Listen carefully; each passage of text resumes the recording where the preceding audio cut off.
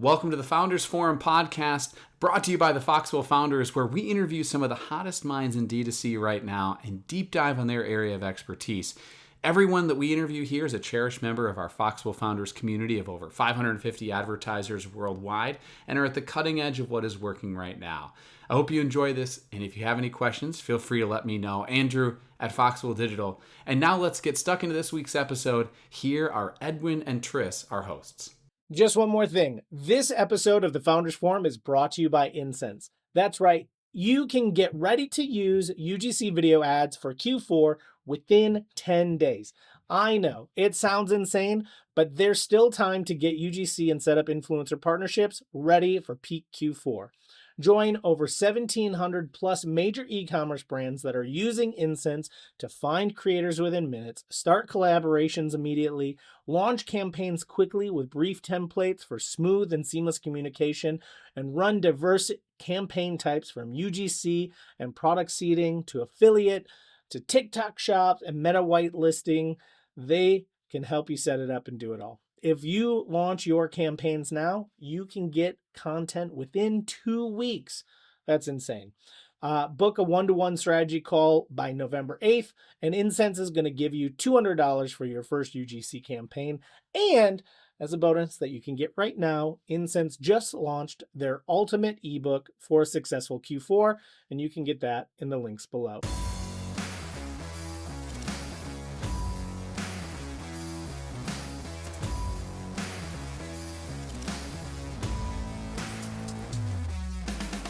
Three best ways that we've ever seen to deal with this is it's one of the things that's working really, really well for our agency right now.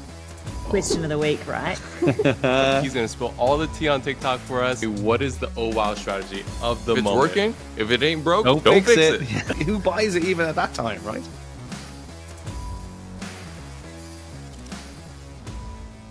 Guys, we are back. The Foxwell Founders podcast. This week we have Danil Saliukov from Insense. He's going to tell us all about UGC creative. This is what I have been waiting for all week. Tris, kick us off. Hey Daniel, nice. Thanks for coming in. Listen, UGC has been around for ages. I've since making videos myself with stuff when I was younger, when the first potato phone that it was. Tell me, with UGC, it's you know, some people say it's dead. I think it's growing. We make money from it all the time. Where's it going in 2025? It's a great question. Do you know this topic about UGC that was all over in D2C Twitter last year? So some of the folks, they starting pushing the topic saying that UGC is dead. I don't think that UGC is dead. Provocative. We have seen that the UGC has been all over in 2024, and 100% is going to be staying next year and the following year. I think that this is something that became the normal, but at the same time, it's evolving. I think that's the whole content about UGC, because UGC became so popular back in 2021-ish, right? Where after pandemic, people were staying at homes, working from home, and then producing the great content. And because of the rise of TikTok and TikTok-style platforms and placements, on other platforms like Reels on Instagram, people were starting trying to find the content that is going to be created by people for people. And UGC stands for that. It's user-generated content. So, but at the same time, because it became such a big thing in the past couple of years, there is great UGC, there are good UGC, and there is a bad UGC. And a lot of UGC agencies or UGC creators, everyone can call themselves UGC creator, because it's so easy to take your iPhone and start creating the content. It's literally like it's handy. You take your iPhone and you're a UGC creator, right? But are you a good UGC creator? Are you a great UGC creator, or are you just mediocre, right? That's the whole point. And I think the saturation of UGC content raised the question that if UGC is dead. And I think it's not that. I think what it's coming for the next year, it's more about how you produce UGC.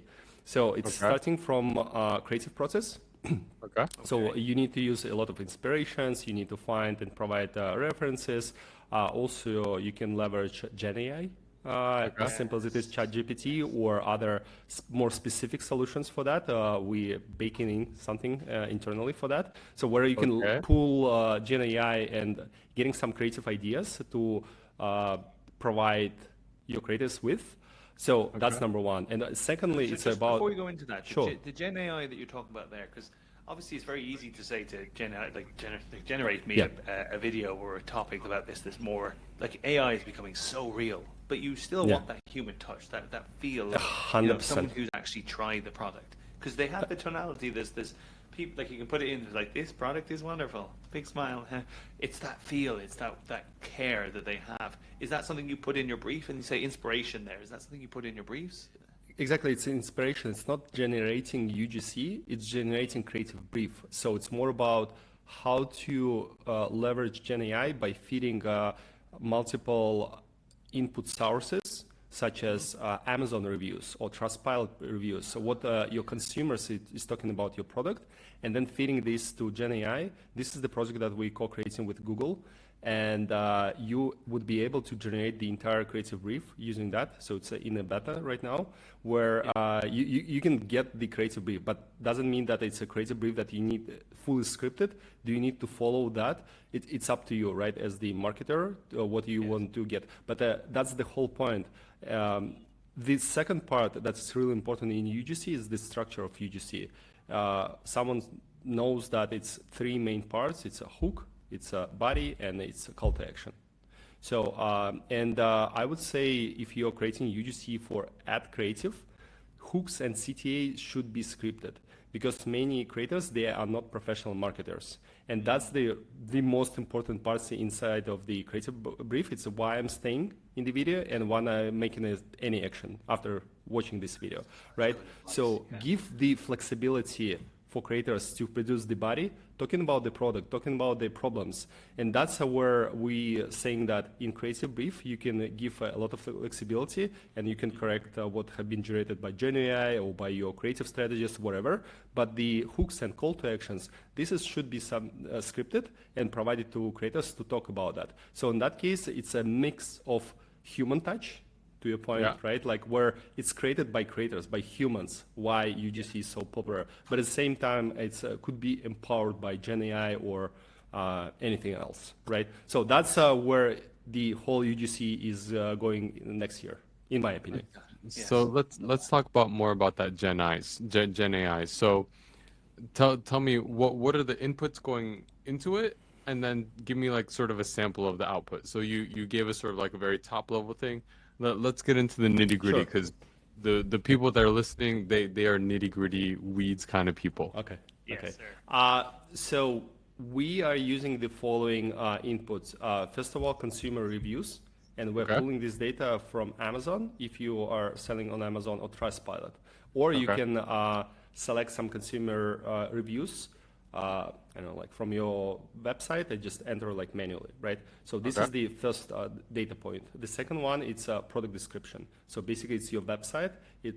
How you describe your product overall. And the third one is the platform that you're creating the content for and the objective. I mean, like you can say like 3 or 4. Yeah, exactly. TikTok for brand awareness, or Instagram for sales, right? What is the outcome that you are pursuing? So these 3 are major ones. We have like a couple of more, like a more secret ones, but this is something that every marketer needs to know. So in that case, don't gatekeep. What are the secret ones? Let's talk about it. Give us a flavor. What kind of are the ones the secret ones? Yeah, we're just using the previously created creatives as well as the creative briefs, and then we're just mixing up. And our the algo is learning from what have been previously created inside of the platform. Again, we are not repurposing, so there is no kind of like comparator will get the access to comparative data, so it's going to be avoided because it's just across and generalistic. So there is no match between the compares to compares. It's more about like generalistic for campaign objectives and so on. So in that case, we can teach the algorithm to make sure that it's going to be using the historical data that have been created on Insense, and we have done not thousands of campaigns. It's right now it's over 30,000 campaigns that have been created on Insense, and more than 100,000 videos have been created on Insense. So it is a lot of data. Makes sense. And okay, then, yeah. I mean, look, sorry, I'm just trying to get my head around 30,000. That's a lot. That's a lot. I mean, look, we've been doing it a while, but it's still, I'm sure the velocity of that's going up like faster and faster. I mean, just specifically on that, just like with the, you know, you talked about UGC and kind of writing briefs for them. You know, you've got UGC, but then you've got influencers in there as well. So people new to this space, they're obviously learning a bit about it and understanding it. You know, to those uninitiated, they don't really understand. They're kind of like, oh, it's all the one. What's the difference? Like, I mean, I know that we know the difference, but like, what's the difference when it comes to briefing them? Are you allowed to, or can you ask them more? How do you normally brief them like that? It really depends on the objective and depends on the goal. Because if you are want to get a UGC ad creative, this is one creative briefing process. If you want to work with influencer or like creator who is going to be post something organically, this is a different approach. So the more it's ad creative, the more scripted and guided it should be. The more it's influencer related, the more flexibility you need to provide to your creator. So I will start here because not every influencer is a creator, not UGC creator is an influencer, right? So Yeah, absolutely. We love working with those who are overlapping. Like we have some UGC creators that have 0 followers, and we don't care about that, but they prove that they could be a great UGC creators because branded content portfolio that they have been provided us. Or vice versa, like some of the micro influencers, they're great and they're crushing in affiliate games or brand awareness, but at the same time, when it comes to UGC ad creative, they have no idea what does it mean hook. Or like call to action. So they have no idea about the structure of the great ad creative. So when it comes to the briefing, I would start there, right? That's number one. The second one is that what is the objective for the campaign? Either it's a brand awareness, is it top funnel, mid funnel, low funnel, as simple as it is, right? So because the more it's low funnel, the more it's scripted and guided it should be. The more top funnel, again, more flexibility because we're talking about the product. We kind of like, me as a customer, I'm learning about the product. I want to get something salesy and cheesy. Next one, right? And then platforms. Facebook is one platform, Instagram is different, and then TikTok absolutely different. So for TikTok, it's more entertaining content, it's more engaging content. For Instagram, it's more nicely created content, right? And Facebook, it's more standard ad creatives that we have been produced for years, like a dozen of years, right? So again, really different from that standpoint. And then when it comes to UGC ad creative, again, like hook, body, call to action, hook and CTA scripted, body flexible, but then you also need to understand what the type of the content that you want to produce because there is a testimonial, there is how to, there is product demo, different styles of the content that you want to request. And inside of this content, and typically this is the biggest difference inside of the body, how you're going to be talking about the product and what kind of the shots you need to create. Do you need to show how the product works, right? Or unboxing experience. So those types of the content are different, right? For influencer content, I would say it's more give the flexibility, say about talking the points, unique sales points about your product pain points that you're solving, and then they will find a way how to reach to the audience. You know what, like they know their audience best. They know their audience. They're creative people. Give them the space and make sure that they're going to be appreciated for their work. So that would be the general advice. Makes a ton of sense. Yeah, it's how you're briefing them. Really, you're kind of giving them a different feel. Yeah. And so you're saying about all the creators and all the influencers out there, how do you find the right one, right? Because it's like a needle in a haystack. So tell me, you've done it. You've done it 30,000 times, right? Yeah. How do you find the right one?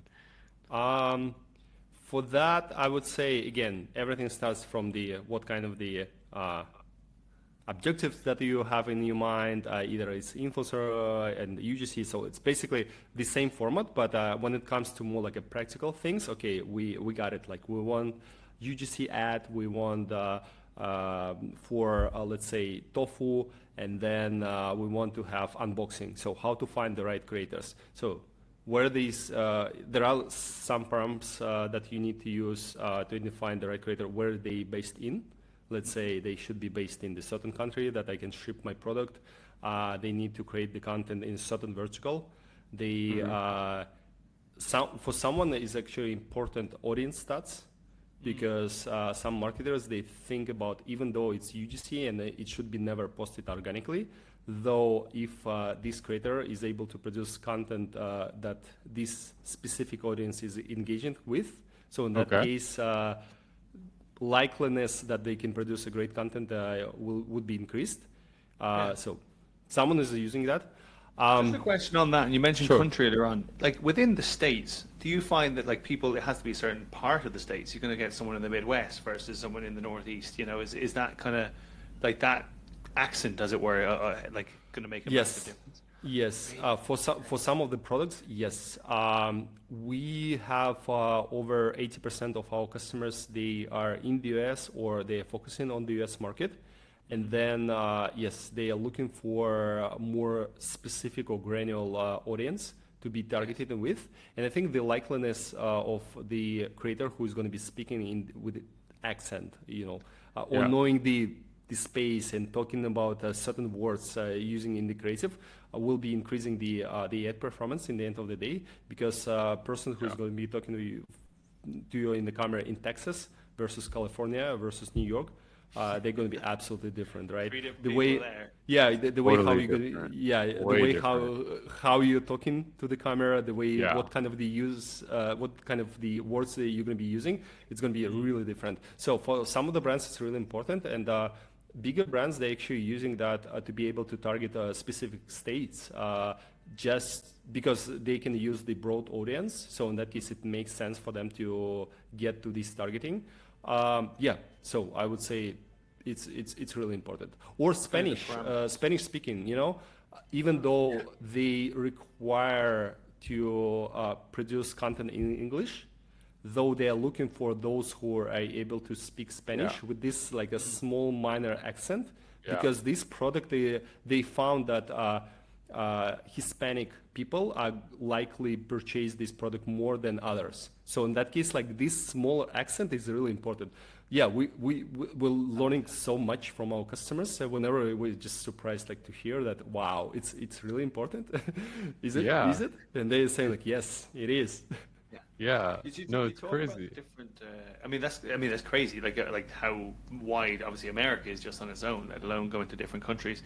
What about like AOVs or what vertical? What one works best? I mean, UGC. I mean, for an insurance company versus a UGC for something like I'm selling a Magic Mouse. You know, what's the best vertical that is finding UGC content working, and what kind of brand have you seen? Like, not necessarily just case studies, just talk to us in real terms. Like, what kind of stuff, if you were like, this is the perfect brand that will use your product? Great question. I would say we have a few top performing verticals, such as beauty, health and wellness, fashion supplement, pets and pets related products, kids and family. So those are just crashing. Though we also were thinking about what kind of the creatives is going to be great, and I would say those products that you can apply on yourself or like use them and show the impact of those products right away. So because in that case it's going to be way easier. If you are selling the product that and it states on the product that you will see the first impact after 30 days of applying the product, but you're asking the creator to get the content and shoot the video right away, first of all, it's misleading. Secondly, just recently FTC released the new guidelines, Federal Trade Commission. So that it's illegal. So you cannot ask someone to produce the content that it's literally says that after 30 days of applying the product, and then you're asking the creator to produce the content right away and saying like how great this product is, right? So I would say those products that are soda, you know, I'm just like opening Olipop, right? I'm just opening the can, drinking the water, and saying like, it's amazing. That so simple. Those products that I need to try, it definitely gonna take longer time to provide the honest feedback on those products. So I would say, this one we found really important. And I guess it's you can talk about an us versus them or anything like that.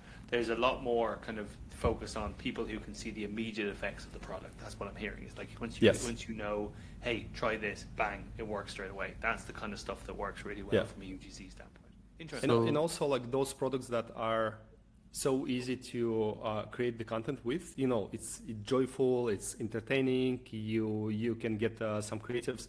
Those products that are harder to produce, it's automotive parts, you know, some repairment parts. It's really first of all, it's really hard to find creators who are going to be specialized on that, and secondly, how creative you can be with some gear like showcase, it's just harder. You know, like the more niche you're going, it's harder to be creative. What I'm saying. Yeah, I hear you. So let's talk about that. So you're saying products that can show something transforming those are the best ones, right? So let's say we're a skincare brand. Walk me through what to expect, like month 1, month 2. When should we actually, because we're performance marketers, right? I wish I got paid by awareness. That would, right, Tris? That would be great. Driving Ferraris, Rolexes, and everything else. But we get paid by money coming in. So walk me through what to expect. Month 1, month 2. When should we actually start seeing money come in from a UGC campaign?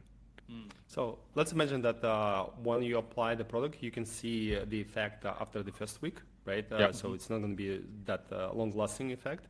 So let's imagine that it's you ship the product, you launch the campaign, you get a creative brief live on Insense. Within the first 5-7 business days, you can see the replies and applicants. Actually, within the first hours, you will see 80% of the applicants, but 5-7 business days, you can wait for a bit longer, right? So you can start the collaborations with all of these folks and starting shipping the products. So in that case, they can receive and produce the content. So the shipping process typically takes 3, 5, 7 business days. It's up to you, right? Like the way of your shipping time takes, right? And then within another like 5-ish days, they will produce the content and they starting posting that. And so I would say within the 10 business days, you can see the first content that is coming in, and then you can have a few revisions on that. And then this content should be either delivered as the UGC or influencer posting. So in that case, you can grab this content and starting running the ads, and then you as a performance marketer, you can see the effect almost immediately by running this type of content. But what we also ask is that influencers can produce the content also ready to use, but also raw materials. And that's what we always ask our marketers, our clients to ask creators to provide raw materials as well as like B-rolls and so on. Because in that case, you can slice it in these types of the content, and then you can build your own ad creative. You can do mashups between different creators. You can repurpose. You can see that, oh, this ad creative is actually working really great in the hook, but then it's falling apart. So let's try another call to action. So in that case, you can just continue working on that. So I would say within the first month, you will see the result of the ad performance, and then making a decision whether to continue or not. So specifically on that, so you're saying the first month, that's if it starts working straight away. And I mean, someone told me the other day, Irish people are the most cynical people on earth. So I think I'll take that personally, but also I think it's important. This sounds too perfect. It sounds too good to be true. Just rock up, start making some briefs, you get your product, and all of a sudden you've got some great creative that makes you money. Why isn't everyone doing this? There has to be something wrong. Where does it go wrong? Where are the things that we can, first of all, avoid, but also why isn't everyone doing this? It's funny that you mentioned about Irish, because I just was at the show Fontaine's DC yesterday. Oh yes, great they band. Performed. They just crushed. Yeah, yeah. We produced some good musicians. Would you believe? Yeah. Okay. Lot to be said for the culture over here. Yeah. But yeah. No. Don't deflect. Let's talk. Tell me, where's it going wrong? Where's it going wrong, Daniel? Where is going wrong? So creative briefing. 50% of your success. That's why I was talking and constantly repeating myself, like creative briefing is 50% of your success. That's why this is something that we want to bring up this Gen.AI to support marketers. Because What goes you wrong? can What do people mess up on the creative brief? starting from the objective, some of the marketers, they're coming to you less experienced. They're coming for us and saying that, oh, I want to get a great creative, a great UGC. Well, what does it mean great UGC? For what objective? For what platform? So there are like so many questions that you need to answer for yourself. That's number one. Secondly, they're coming and starting pitching creative briefing without creative strategy. So they don't have creative strategy behind the scenes, understanding like the way how you're going to be talking about your product. What is the unique sales points of your product, pain points? So something that it's shaped, and then you're pulling this data inside of the creative brief. So Tell me more about it. So creative strategy is a big word, right? Yeah. Like, so what part of the creative strategy should they have ready? They should have USPs. They should have objection handlers. What else of the creative strategy should they have ready to go? ideal customer profile, as simple as it is, for whom we're going for, right? And for what kind of the audience we should be using different hooks, because many brands, they're not having the ideal customer profile as just one, let's say women 20-35, right? Some of them, they can go niche, like, okay, we have women 20-35 but Hispanic, and we have women 35-50 but Canadian. So in that case, you need to also specify and adjust your creative briefing, and when it comes to the hiring process, you need to hire different creators for that, right? So you're saying specific as possible. If you're looking for a specific niche, you really want to nail down exactly who that is, to almost like draw them a picture for a police report. Exactly. You need to have the mood board. You need to have colors to use. You need to have those words that you prefer never used when it's talking to you about your product. So there are like so many pieces of in your creative strategy that you need to be aware, and then those person, and typically it's a creative strategist, who's pitching to creators and fulfilling the creative brief, they need to remember about that. And that's creative briefing. It's 50% of your success. So what could go wrong? I don't know, like for what platform. I don't know for what audience. I don't know what kind of the unique sales points I need to talk about that. I don't have creative strategy behind of that. So they starting just messed up and saying like, I need a great creative like this, like this from the competitor. It's a wrong way to approach the thing. So this is something that could go wrong, and I would say again, like 50% of great creative will be behind the creative step before you starting the production. Then the second part. What I'm hearing from you is UGC is not dead; it's just not being done right. It's people not, who are saying it's dead are not doing it right. It doesn't 100%. work for them because they're not doing the stuff that you were just talking about. They're not getting specific. 100%. Okay, you were saying a second part there, sorry. Yeah, and the second part is actually also because of UGC is that because many folks, they are looking for to save pennies when they need to spend dollars behind the ad spend. Let's run that back because a lot of people need to hear that. Hit us with that one more time. Sure. Yeah, they're trying to save pennies on ad creative rather than spending dollars on ad spend. So the majority of your budget will go towards Facebook ads, Instagram ads, TikTok ads, and you name it, right? Yeah. And they're trying to save literally like $50 on ad creative. It's a lot. I don't want to pay for that, or I don't want to pay for some platform fees because I would rather go and finding these creators by yourself. Though, like in that case, what you are missing is that you don't understand like whether this UGC creator is good or bad. Yes, you might ask a branded content portfolio, which is great. It's a already good step. Yeah.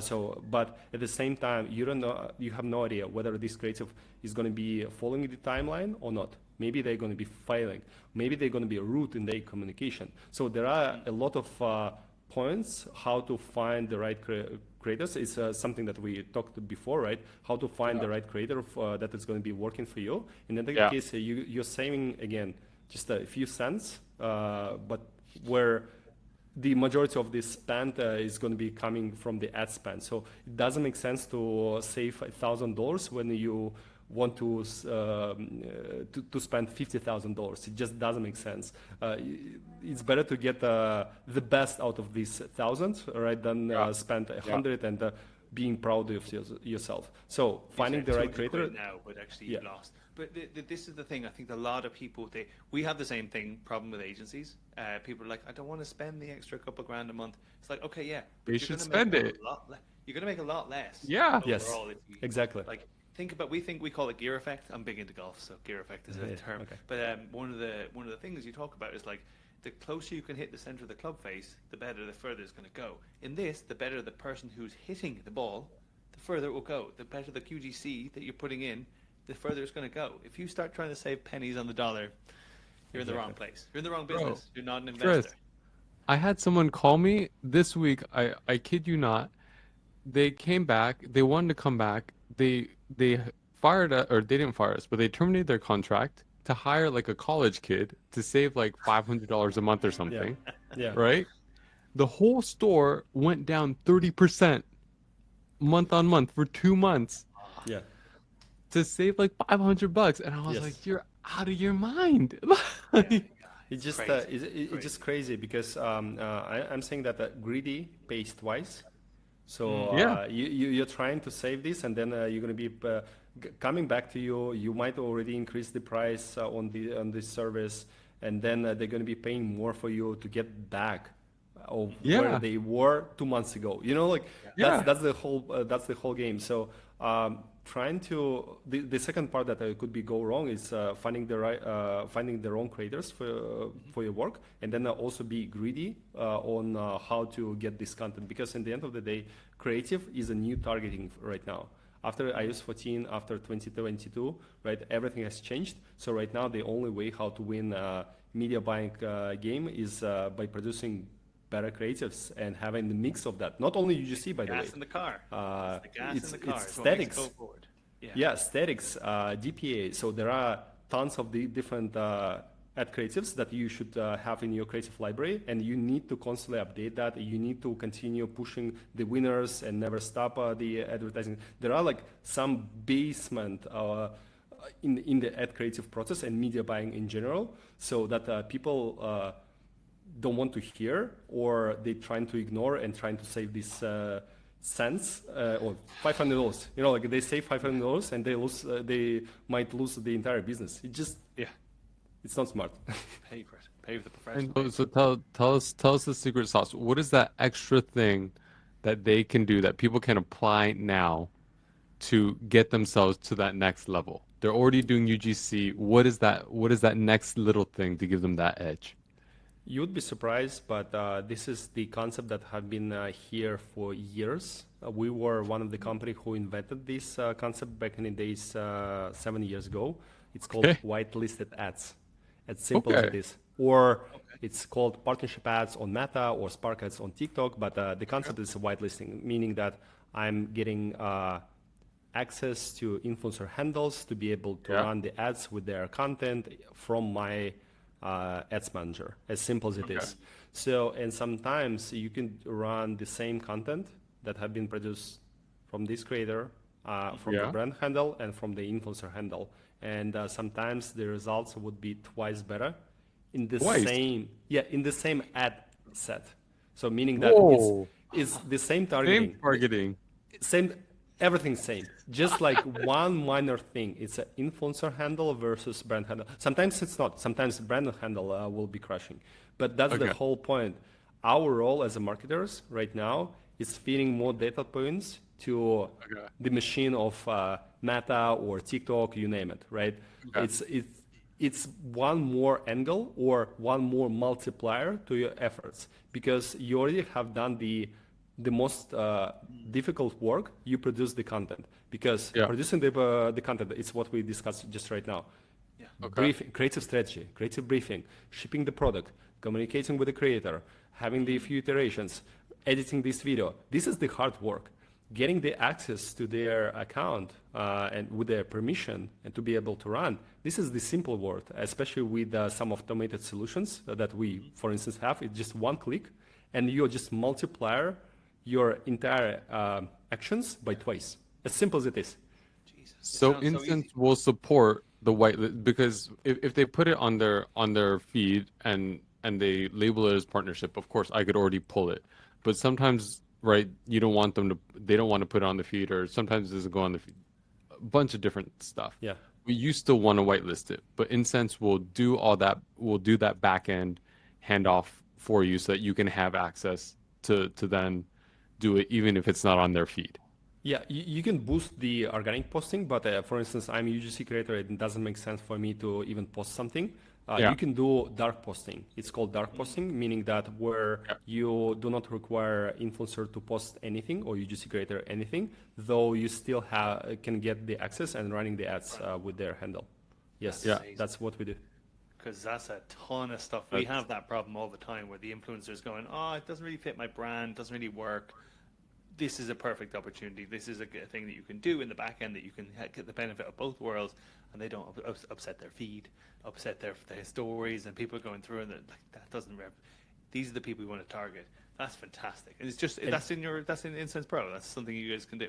Yes, and this is the official API by Meta or TikTok that we're supporting for partnership ads on Meta. So we were early alpha testers, beta testers, so it's finally going away from the beta testing, so it's starting becoming publicly available for more companies to build with. But this is the entire concept that we have built and figured out early 2017. I think Popular Pace and us, we were two companies out there who created the whole concept without any APIs, without any access. I was literally remember myself calling to influencers and explaining how to connect their Instagram account to your Facebook manager. business page. Business manager. I was literally like, hey, you see the big blue button in the center of your iPhone? Press there. And they're saying, I don't see that. And I'm saying, okay, can you explain it? Can you read the text on this screen? And they are reading the text, and I'm saying like, oh, there should be the button. And they say, oh, but it's not blue, it's green. I'm just like, wherever, press green. You know? Let's go. Hit the button. Yeah. That's the so kind right of now everything is automated. It remains that moves that conversation. You can just get it done straight away. Yes. That's just so much easier for brands, for influencers. They don't have to worry about the technical stuff. But then from an influencer standpoint, they don't need to worry about them having access to anything. That's another security thing is obviously massive for them. Yeah. Exactly. It's true. Right. Bro, like Tris, you remember doing this. Like I'm sure you've done it. It's like still do it, mate. I'm still doing it. Yeah. It's like pulling teeth. And like you need them, like optimally it'd be great if they're on the computer. They're never on the computer. No. And like it's freaking horrible. I hate it. It's amazing. It's well that look, we've got a solution for it now, so happy days. But listen, Danil, that was fantastic. It was really, really interesting. A lot of I certainly learned a lot when it comes to kind of writing the right kind of briefs, you know, getting the dirt on what works, what doesn't work. But also then understanding kind of the UGC versus influencer. Obviously, you need to treat them slightly differently, and really kind of getting into the detail of like, you know, how you can take it step by step and what not to miss. You know, what we can miss and what we can't miss when you're starting to brief out.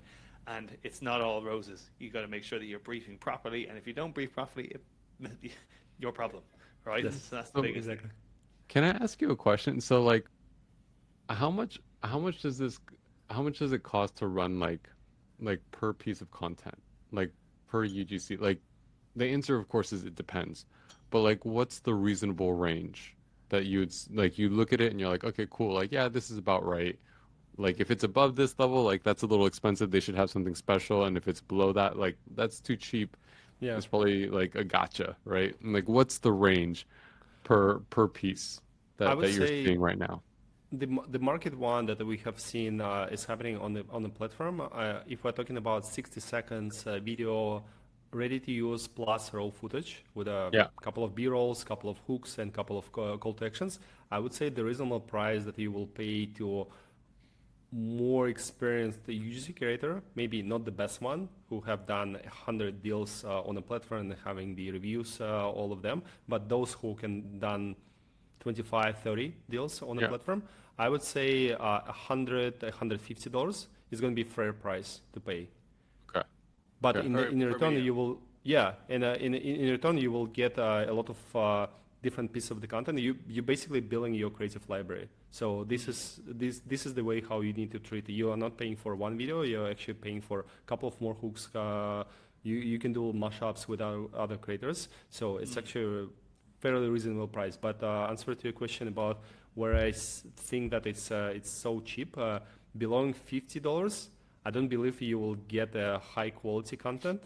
Yeah. You can get a lot of content that you can mix up. You can spend a lot of time on finding the hidden gems inside of many of those creatives. But I would say like below $50, it's going to be really hard to find creatives if there is not any additional incentives. Because for instance, for TikTok Shop, what is working on our platform, it's exactly flat fee plus percentage of the sales. And that's the percentage of the sales is where I can make a lot of money as the influencer, though I want to be compensated just as small as 30 or $50 for my work, even though like I would price you hundreds if it's not going to be TikTok Shop. What's the most you've ever paid through your platform for an influencer? Oh, What's the highest? Like, what's the person like the Kim Kardashian? Yeah, I think the highest one was $15,000. What did they do? One video? Influencer posting. It was influencer with millions of followers, and so it was like different game. It's not typical Okay. for us. We are working with the market influencers, though this brand was pretty big. I think it was even either Lavazza, L'Oreal, or Puma, some of those brands. So they can afford paying this. As actually, it's pretty cheap in many ways for paying this. But again, like this is not the game for e-commerce brands. For e-commerce brands, like 15 grand, it just doesn't make sense. You want to make a lot of sales to sell 15 grand. I mean, we're not penny pinching, but we're also 15 grand's a lot. Yeah, it is a lot. I You like buy a it. new I like car. it. Right. Right. Yeah. Yeah, nice one. That's really cool. I mean, there's quite the range, but obviously there's you're more focused on the smaller ones and then the speed, the efficiency on getting that out. I love that. As Q4 rolls in, as we're getting to the end of 2024, coming into 25, we're seeing a lot of our shops hitting hard on TikTok shops. It's flying off the shelves, which is great. It's wonderful. Talk to me a bit more about how you guys work with TikTok shops. Like, is it something that you're seeing? Are you seeing the same, or are we an anomaly? You are not. TikTok Shop became the biggest thing that is happening in e-commerce right now. Even though like it's not that big as Amazon and might be never being such a big thing on Amazon or D2C overall, though it's definitely the biggest thing that's happening in terms of the incremental growth. I have seen some of the brands that they kick off on TikTok Shop, and right now they're doing 7, even 8 figures a month.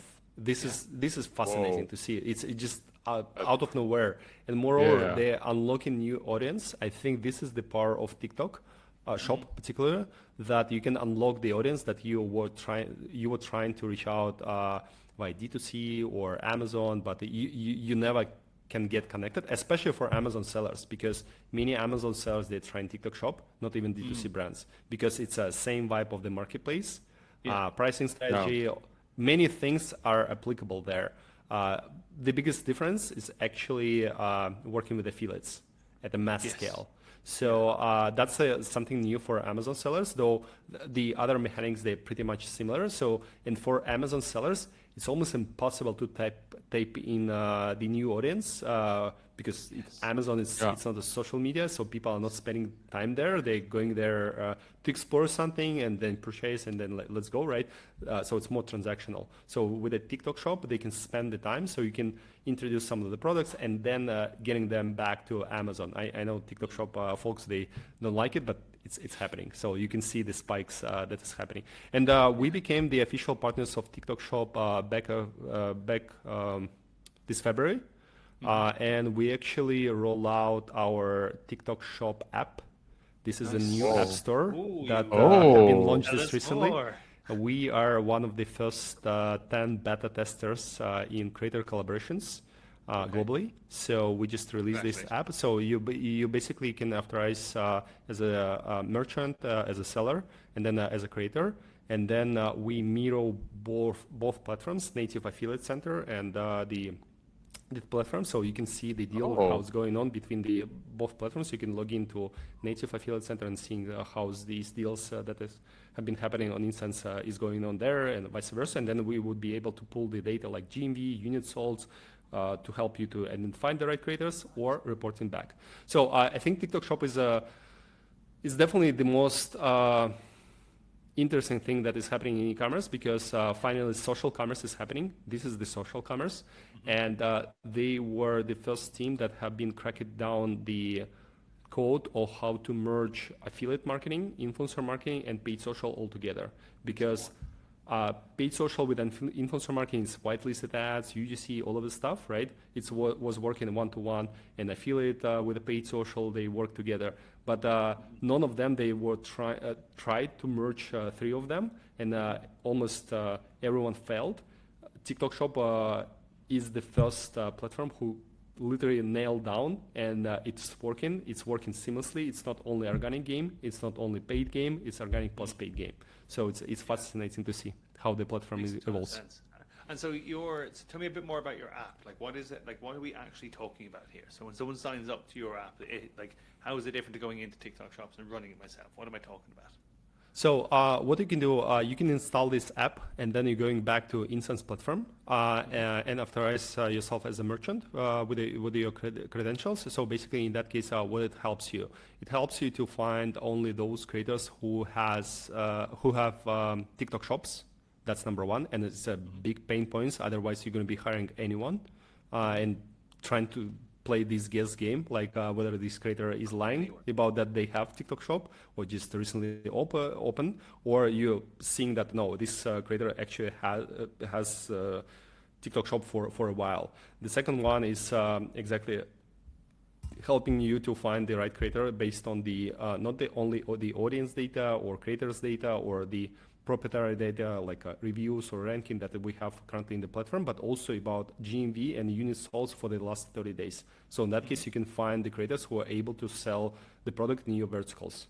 And then you would be able to see the performance, how many GMV they generated and how many units sold after the campaign. You can see in the same platform. So basically, the whole collaboration is happening within the platform. And down the road, we're also discussing with their team what we can do and build together. And I would say kudos to TikTok Shop team from both product and business perspective.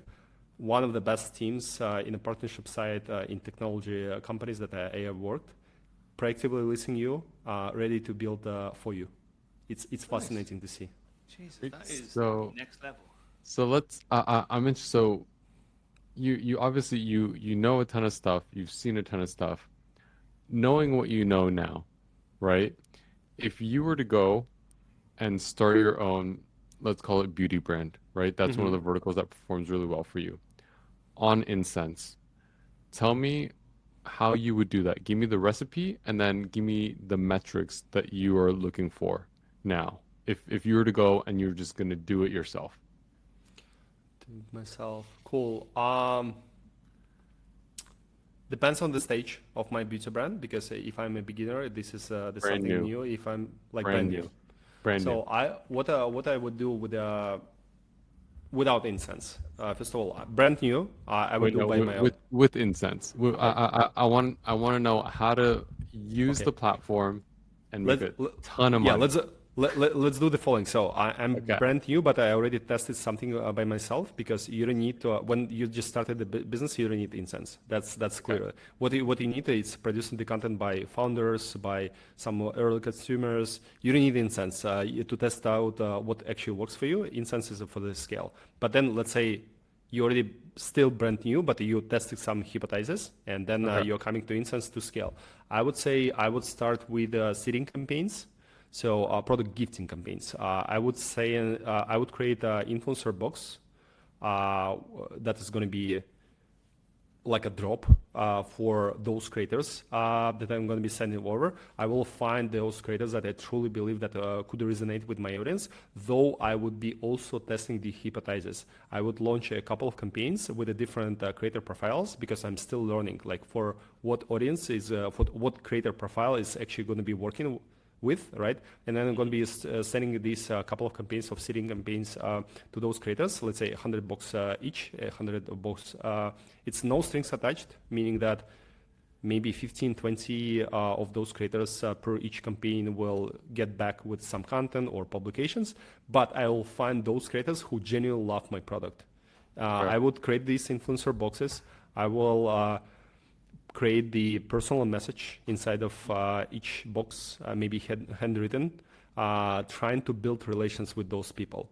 And in that case, I will start recruiting my first, you can call them ambassadors, affiliate army, or people to work with. This is the first step, and then that depends on me. Depends on my strategy, whether I'm D2C, Amazon, or I'm ready to scale on TikTok Shop. I will bring D2C. Okay. For DTC, then I will try to recruit them for affiliate program using Social Snowball, great partners of ours. Just to recruit and manage my affiliate program, and then manage them the relations with them on Insense, and continue building these relations with those people. And then once I will see that the content is performing in paid, the one that have been produced in seeding campaigns, I will be understanding, okay, for what profiles actually it worked, and for why creator loved that. I will jump in on the call on this creator and interview them and ask them questions, why you actually produce the content, what actually you loved in the product, right? And then I will try to reproduce that and starting the paid campaigns on Insense by producing UGC ads, as well as running the whitelisted concept based on the profiles that I learned from that. Nice. My recipe. There you go. There you go. Okay, I need to launch my BC brand. Okay, let's go. We need a mic. We need to just drop the mic. Yeah, Right. So, Daniel, that was amazing. Thank you so much for coming. Like, we've learned so much today.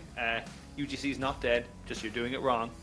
We talked a bit about TikTok shops and how you can actually build your brand on TikTok shops, people moving from Amazon to TikTok shops.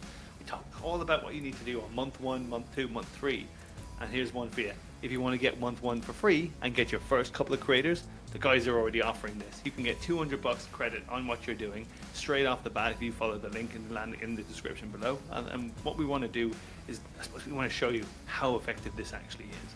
You're running TikTok shops, you're running influencers, get into Insense and try this out. I'm telling you, you won't regret it. So listen, this has been fantastic. I've learned a ton, and I tell you what, we'll be implementing it straight away. I'm Tris. I'm Edwin. And I'm Danil. Thanks for watching, guys. Talk soon.